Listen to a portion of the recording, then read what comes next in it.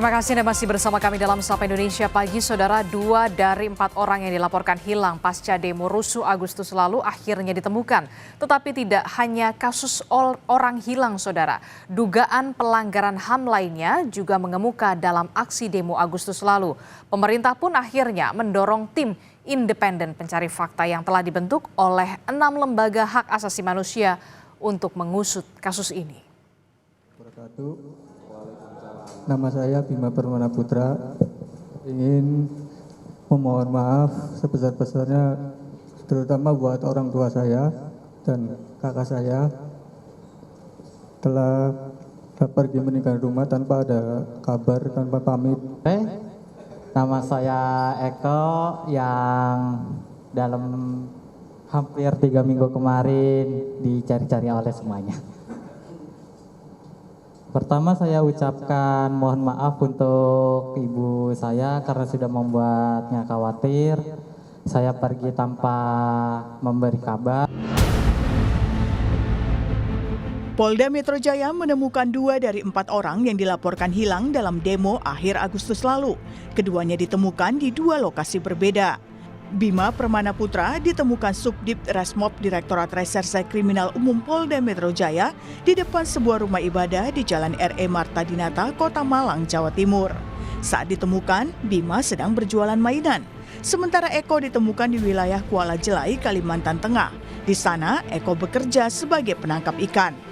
2 dari 4 orang hilang yang dilaporkan telah berhasil ditemukan, yaitu Saudara Bima Permana Putra,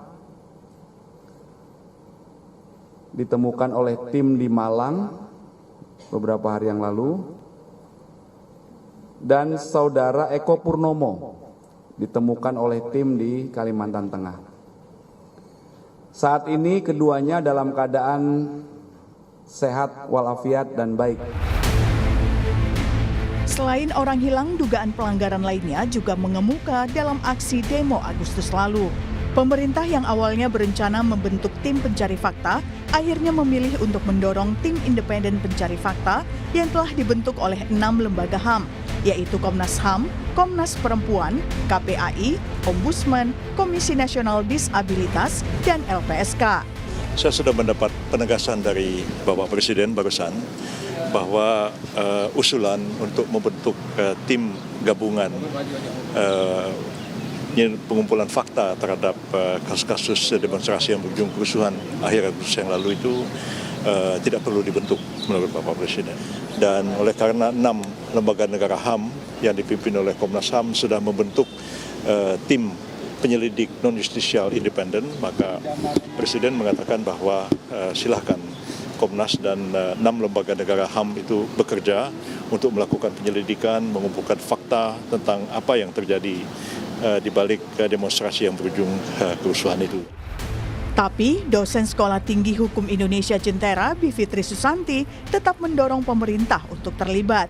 Menurut dia, lembaga HAM kerap mendapat sandungan ketika akan memeriksa tokoh-tokoh berpengaruh. Bagaimana Presiden bereaksi terhadap suatu peristiwa, itu memang harus kita baca secara politik dan hukum tata negara sebagai bagaimana cara dia, paradigma dia memandang apa yang terjadi pada Agustus yang lalu.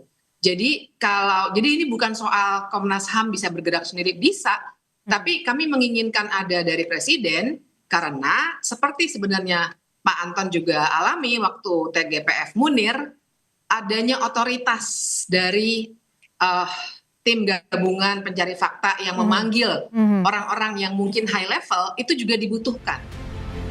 Lalu, akankah tim independen pencari fakta berhasil mengemban tugas menemukan kebenaran dalam rangkaian demo menolak tunjangan DPR Agustus lalu? Bagaimana pula dorongan yang harus diberikan pemerintah? Tim Liputan Kompas TV.